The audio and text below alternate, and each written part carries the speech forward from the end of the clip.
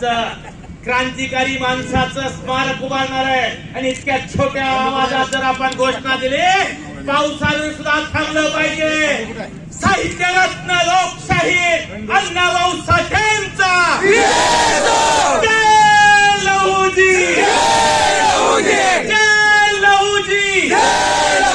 साहित्य रत्न लोकशाही अण्णाभाऊ साठेंचा 1 एकर मध्ये भव्य दिव्य असा क्रांतिकारी स्मारक धाराशिव मध्ये करण्यासाठी ज्यांनी अहोरात्र प्रयत्न केले, त्या राणादादाचं या अण्णाभाऊ साठे चौकात टाळ्याच्या गजरात स्वागत करू. दादा, आता आमचे समाज बांधव सांगत होते, ज्या पद्धतीनं तुम्ही अण्णाभाऊसाठी एक मातंग समाजाचा कार्यकर्ता म्हणून, बांधव म्हणून या कार्यक्रमासाठी, स्मारकासाठी जी प्रयत्न केला, त्याच्यासाठी मी तुमचं मनापासून धन्यवाद देतो, आभार व्यक्त करतो. तुमचे खूप खूप आभार. या स्मारकाच्या इतिहासामध्ये तुमचे नाव सुवर्णाक्षराला लिहिले जाईल.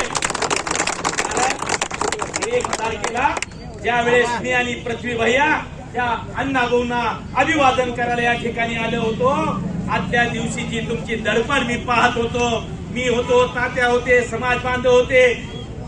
त्या 200 ml पाण्यावर दिवसभर तुम्ही मंत्रालयात थांबले होतात.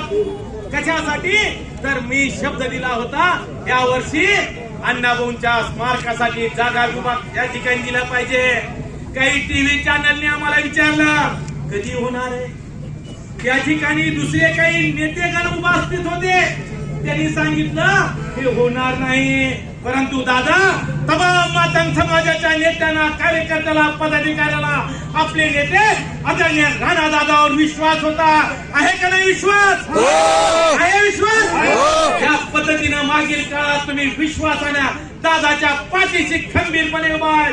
त्याच पद्धतीनं दादा तुमच्या समाजाच्या मागण्यासाठी आणि स्मारकासाठी कटिबद्ध आहे.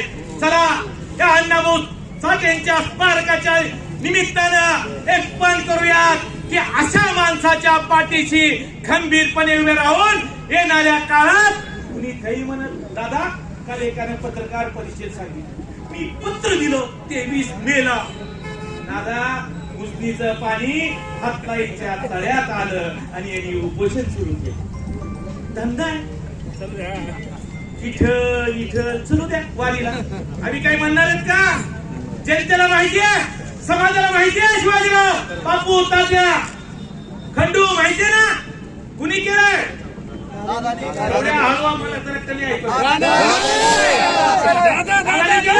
चला, या दादांना खंबीर अशी साथ देऊया. हीच या स्मारक प्रसंगी, या कार्यक्रम प्रसंगी सदिच्छा शुभेच्छा व्यक्त करतो आणि येथेच थांबतो. जय हिंद, जय भीम, जय लहूजी.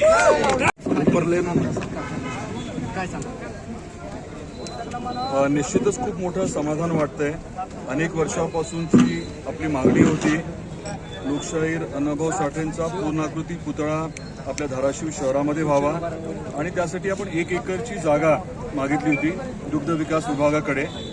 बऱ्याच वर्षाच्या पाठपुराव्यानंतर आपलं महायुती सरकार आल्यानंतर आपल्याला स्वाभाविकच आहे की गेल्या वर्षी या बाबतीमध्ये जास्त जाणीव झाली की हा विषय आपण मार्गी लावायला हवा आणि गेल्या काही दिवसांमध्ये या बाबतीमध्ये योग्य पाठपुरावा करून आपण ही जागा जी आहे ती उपलब्ध करून घेऊ शकलो. या पूर्ण प्रक्रियेमध्ये आपले महसूल मंत्री, आपले दुग्ध विकास मंत्री आदरणीय राधाकृष्ण विखे पाटील साहेबांनी आपल्याला खूप सहकार्य केलं. त्यांचे मी मनापासून आभार व्यक्त करतो. अधिकारी जे आहेत त्यांनी देखील आपल्याला योग्य मार्ग दाखवला. क्लिष्ट विषय होता, बऱ्याच तांत्रिक अडचणी होत्या, कायद्याच्या दृष्टीने अडचणी होत्या, परंतु त्यातनं मार्ग काढायला आपल्याला यश मिळालं. माझे सहकारी आहेत त्यांचे देखील मी आभार व्यक्त करतो आणि समाधानाचा दिवस आहे. 1 कोटी रुपये आपण या स्मारकासाठी, उद्यानासाठी उपलब्ध करून ठेवले होते. ते लगेच आपण आता निविदेच्या स्वरूपाने वापरू आणि त्याचबरोबरीने पूर्णाकृती पुतळ्यासाठी सर्व समाज बांधव अगदी माझ्यासकट सगळ्यांनी यामध्ये सहभाग नोंदवायचं ठरवलंय. पूर्णाकृती पुतळ्याची प्रक्रिया आपण सुरू करतोय आणि इथे स्मारक म्हणजे आपण प्रशिक्षणाची देखील सोय करायचं ठरवलंय. तर प्रशिक्षण केंद्र देखील इथे केलं जाईल. 1 एकरचा मास्टर प्लॅन करण्याची प्रक्रिया देखील सुरू आहे आणि लवकरात लवकर निविदा काढण्याच्या बाबतीत आमचा पाठपुरावा आहे.